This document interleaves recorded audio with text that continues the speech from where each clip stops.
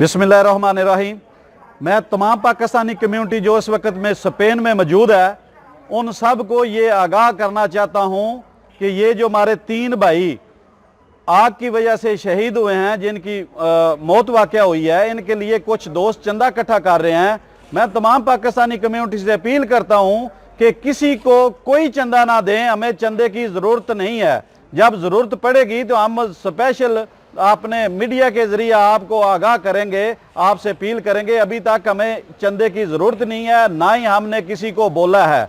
तो बराए मेहरबानी अगर कोई भी इन भाइयों की मैयतों को पाकिस्तान भेजने के लिए आपके पास चंदा लेने आए तो उसे रोकें और उसको पकड़ें, उसका नाम पूछें, उसका निशानदेही करें।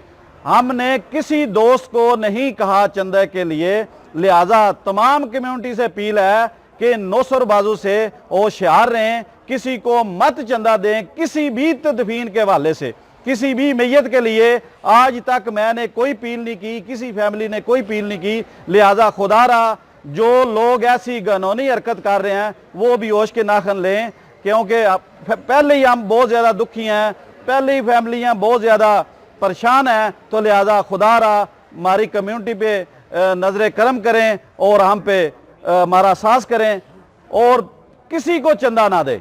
बहुत शुक्रिया।